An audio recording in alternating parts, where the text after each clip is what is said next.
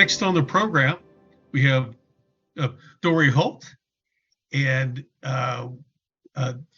Dori, we have a little buffer period coming up here in a little bit. So please take your full 20 minutes, okay? Don't worry about time. You've got some important stuff to share with us, and we look forward to listening to you. So it gives me great pleasure to introduce you. Thank you. Well, thank you, Tom. Thank you for having me. I'm so honored to be here and thrilled.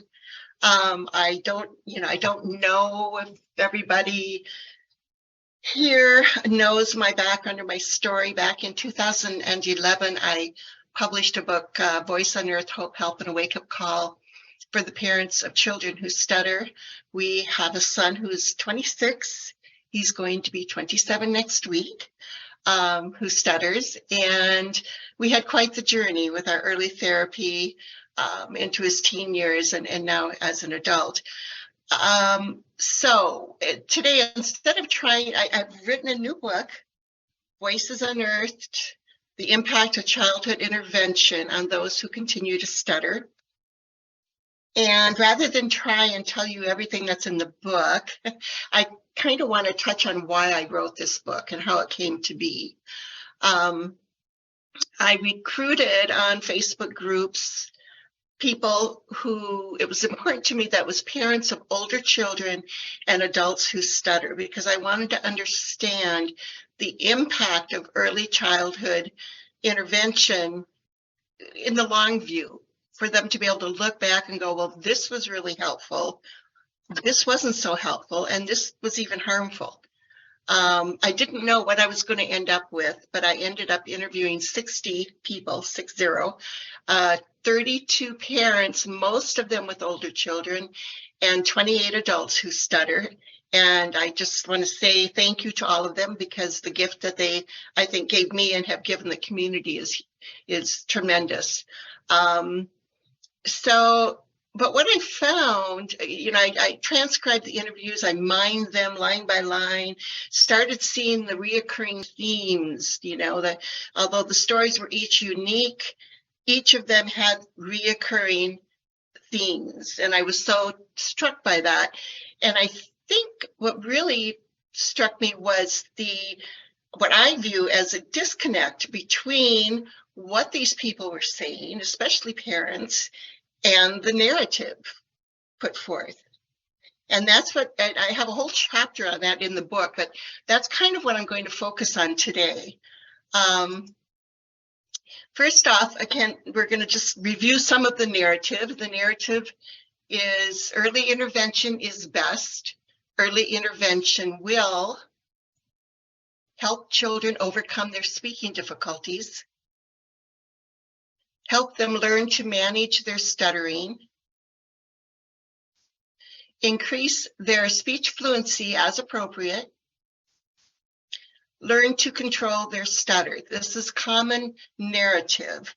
At the same time, one support organization has a quote right at the head of their parent page that says, "Our children are not broken and they do not need to be fixed." I sense a little bit of a contradiction there. And I want to read what I wrote in the book. I remember the first time I heard this chant at a national conference. After 6 years of on-again, off-again speech therapy, our son's diagnosis had gone from mild to moderate to severe. The message that our son was not broken and we should not try to fix him only left me feeling confused and dismissed. Now he spoke far less, and when he did speak, it was with far more struggle.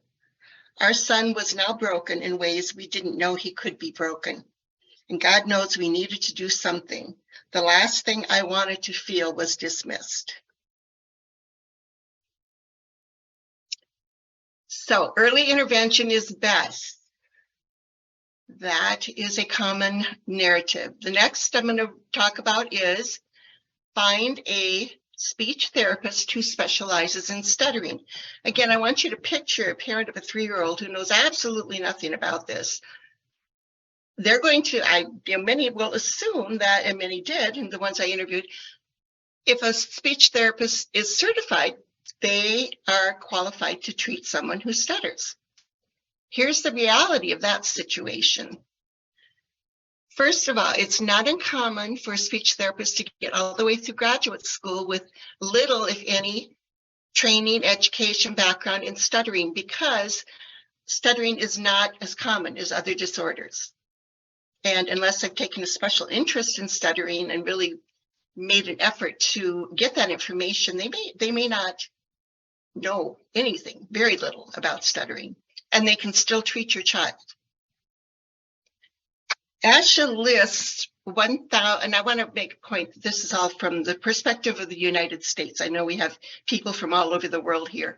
ASHA lists 1,823 certified speech therapists who include fluency disorders in their area of expertise.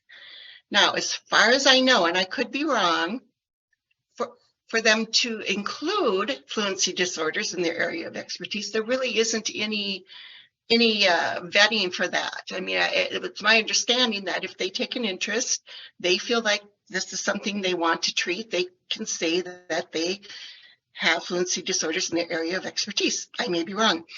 But yeah, so the next thing, out of this population of 1,823 speech therapists, only 142 are ASHA designated board certified specialists in fluency disorders.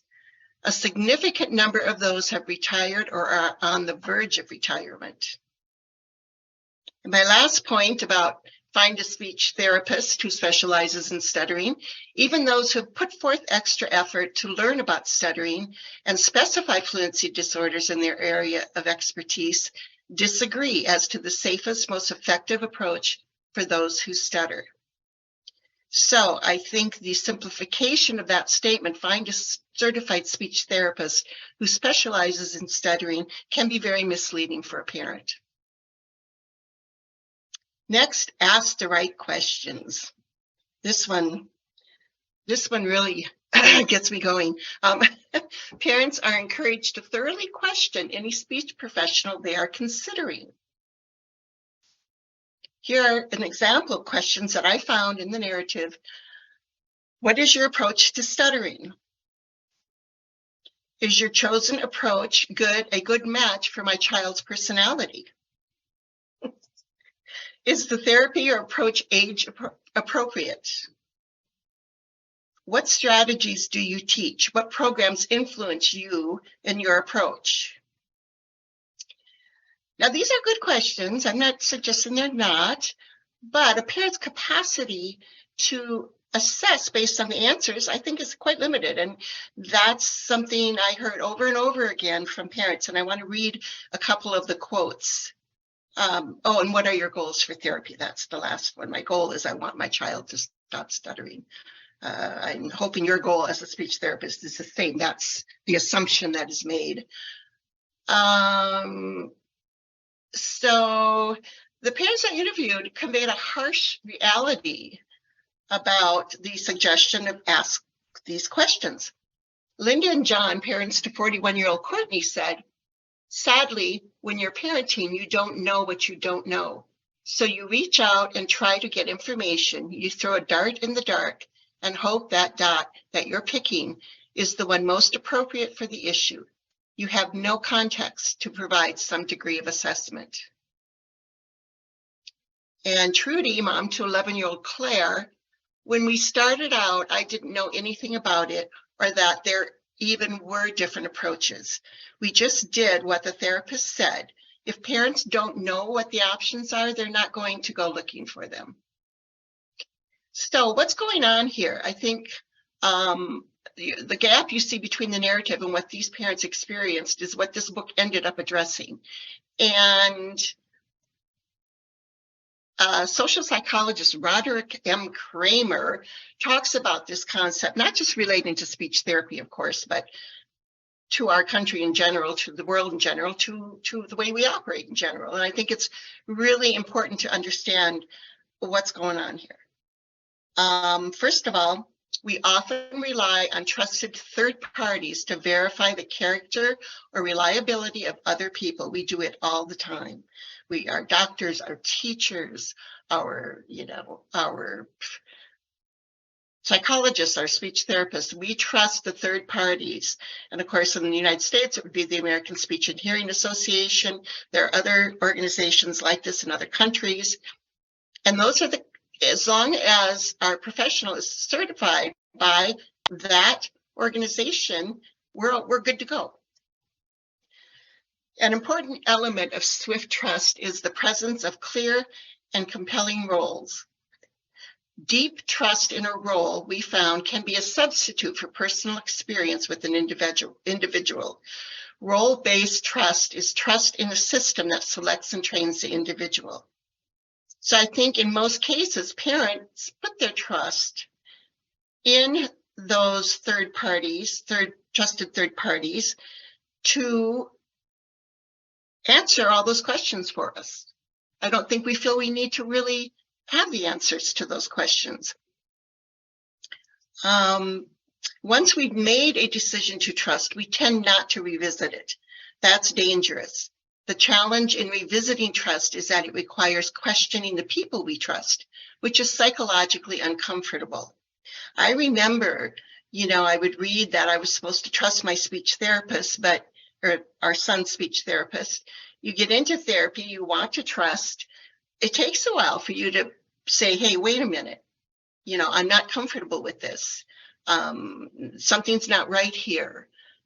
So just, make sure you can trust your speech therapist. Well, it just isn't that simple. And I want to make it clear, let's see what's next here. I want to make it clear that I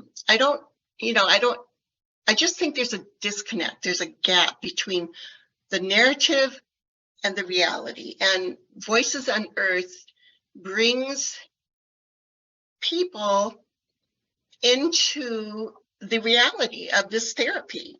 I'm going to read something here. This book takes consumers into the array of experiences parents and adults had with various therapies. It goes beyond the rhetoric of the narrative.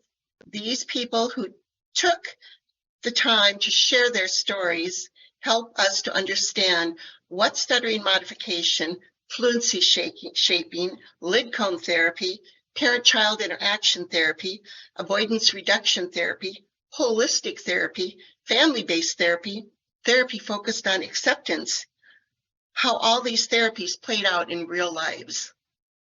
Their stories take us outside of the narrative put forth by organizations into the real lives of those who experienced it firsthand. And the reason I wrote this book is to empower consumers to be able to make informed decisions around therapeutic intervention for themselves or their children.